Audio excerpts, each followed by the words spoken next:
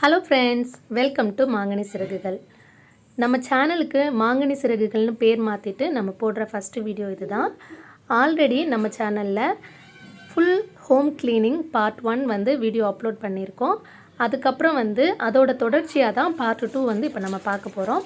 Part 1ல் kitchen க்ளீனிங்கும் Pooja room க்ளீனிங்கும் முடிச்சிருந்தோம். அதோட link நான் டிஸ்கிரிப்ஷன் பாக்ஸ்லையும் மேலே ஐ கார்ட்லேயும் கொடுக்குறேன். தேவைப்பட்டால் செக் பண்ணி பார்த்துக்கோங்க. கிச்சனில் இருந்த சின்ன சின்ன பெண்டிங் ஒர்க்ஸ்லாம் இப்போ முடிச்சிடலாம். பாத்திர ஸ்டாண்டில் எல்லாமே அந்த ஃபங்கஸ் இருந்துச்சு. அதனால அதில் இருக்கிற பாத்திரம்லாம் எடுத்து கழுவிட்டு பாத்திர ஸ்டாண்டையும் நல்லா தொடச்சிட்டு அதுக்கு பிறகு அந்த பாத்திரத்தெல்லாம் அதில்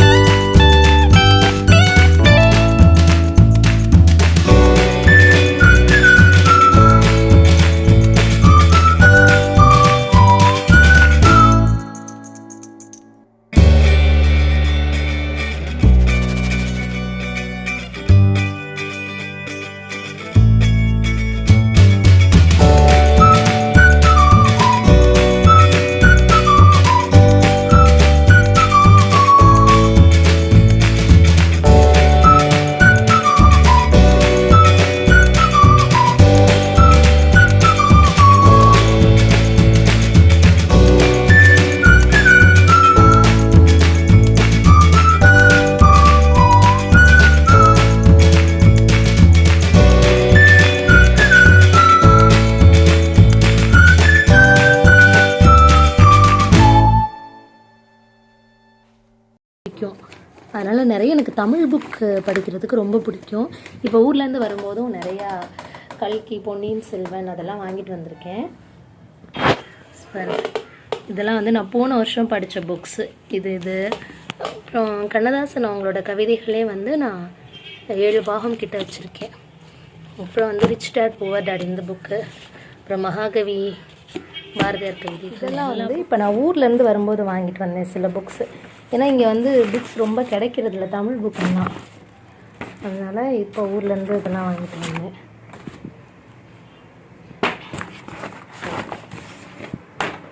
புக்ஸ் இந்த 2 புக்கும் படிச்சிட்டேன். கள்ளிக்காட்டு இதிகாசமும் கருவாச்சி காவியமும்.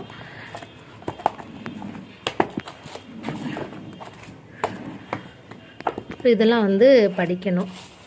பொன்னியின் செல்வனும் இன்னும் எனக்கு ரொம்ப நாள் சின்ன வயசுலேருந்தே ஆசை, பொன்னியின் செல்வன் ஃபுல்லாக படிக்கணுன்ட்டு.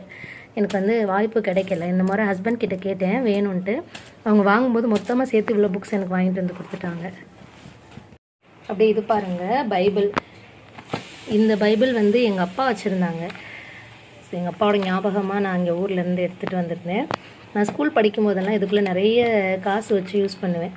இதுக்குள்ளே தான் வச்சுக்குவேன் அப்போதைக்கு சேவ் பண்ணுறதுக்கெல்லாம். இந்த பைபிள் எங்கள் சித்தப்பா எனக்கு கிஃப்ட் பண்ணாங்க.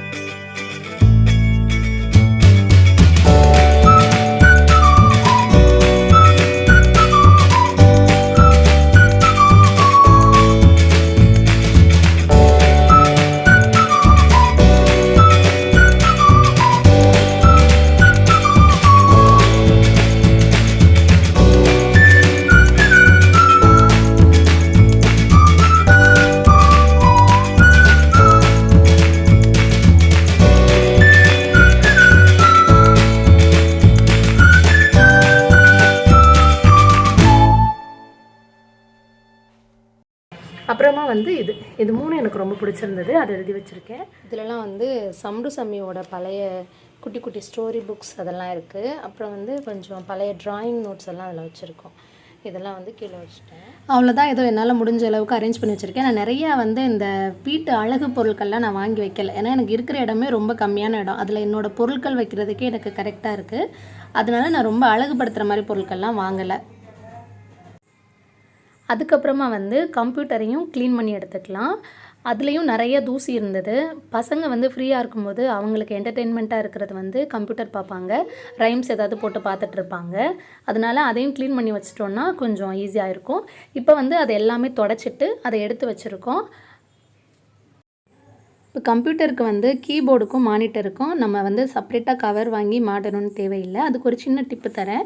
இந்த மாதிரி சன் ட்ராப்லாம் கிடைக்கும்ல, அதை வந்து வாங்கிட்டு அதை நம்ம வந்து ரோல் பண்ணி வச்சோன்னா நல்லா க்ளீனாக இருக்கும். ஃபஸ்ட்டு வந்து சன் ட்ராப்பில் இருக்கிற அந்த ஃபஸ்ட்டு ரோவை வந்து நம்ம எடுத்துருவோம். ஏன்னா அதில் ஆல்ரெடி வந்து தூசியெல்லாம் இருக்கும்.